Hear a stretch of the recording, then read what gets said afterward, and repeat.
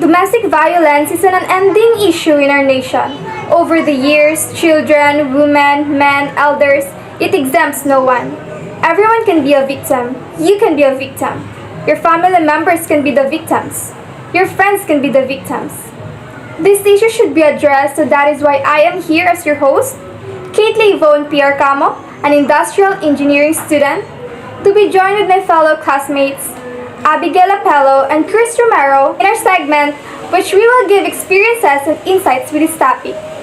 This is Real Talks, the talk about violence, where we only keep it real. Welcome Abigail and Chris.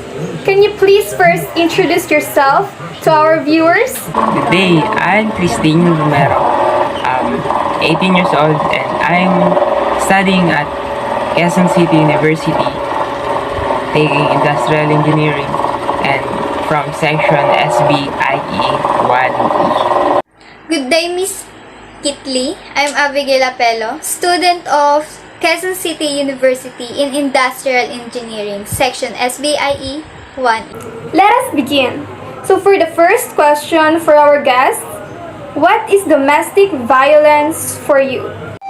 For me, domestic violence is a violence that happens inside home with family members or relatives. From the word itself, domestic and violence. For me, domestic violence is a violence committed by someone to his/her partner. Domestic violence can be physical abuse by punching or kicking the victim, or it can be sexual like rape and psychological abuse. Well, yes, all of your answers are correct.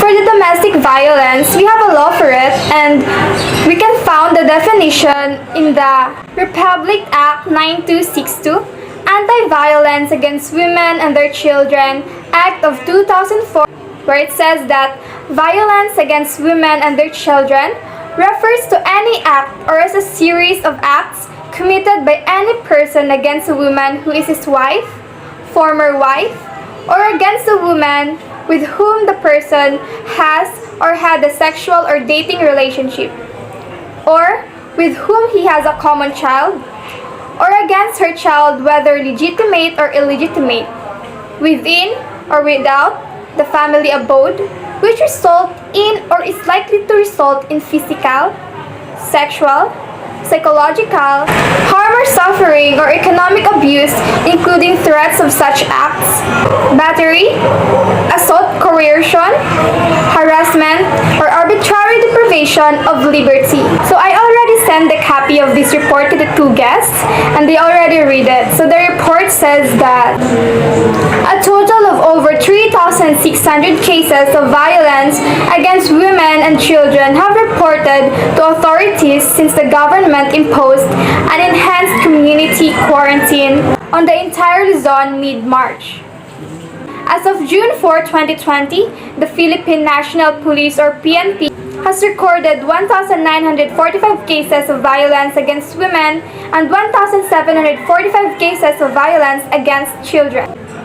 So for the second question, what can you say about the report and the increase of the rate of domestic violence during this pandemic? I feel sad and angry at the same time because there is so many women who still experiencing that kind of treatment in front of their child during pandemic. Even there's no pandemic, there are so many women who still experience it. Men can also experience domestic violence by their wives, and it's horrible feeling knowing that person who experienced domestic violence stay silent. In addition to Miss Abigail said earlier, my opinion regarding this situation that happens between partner or relative is that yes, I felt sad because some people taught that home is the safest place, but for some reason, domestic violence increases because mostly the people cannot go anywhere and staying inside the home most of the time. For our third question, are you a victim of domestic violence or do you know someone? No, I'm not, and none of my friends or acquaintances are involved or experiencing this type of violence. No, I'm not a victim of domestic violence, but I know someone who experienced it. My mother friend. She experienced that kind of treatment. When her partner angry or have an influence of alcohol, she usually got hit by her husband. So for the fourth question, for you, do you think that the government failed to resolve this issue? Do they have any lacking? What are those? For me, there is a gap between the family and government policies in this matter. Mostly the reason why this violence occur because of financial problem.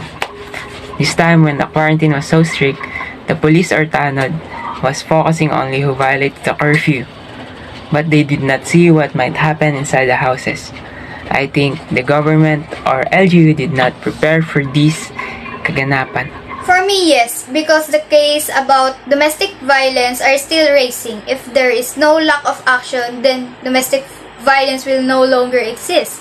First thing to do to stop domestic violence is check the behavior every family member, evaluate them to have a healthy relationship between married couples.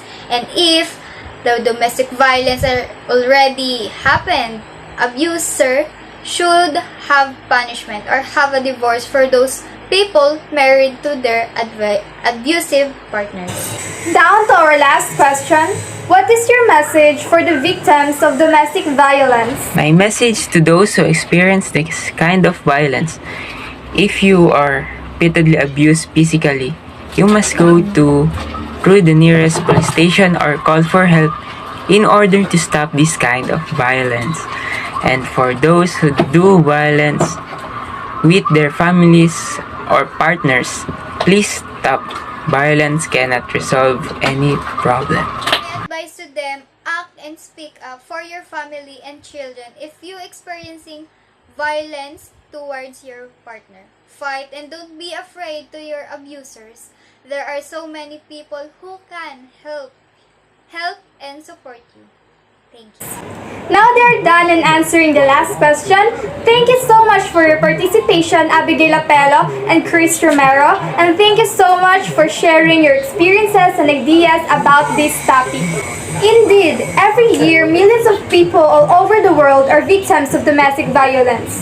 If you or someone you know is in a situation that is unsafe, have the courage to speak up because there are people who want to help you.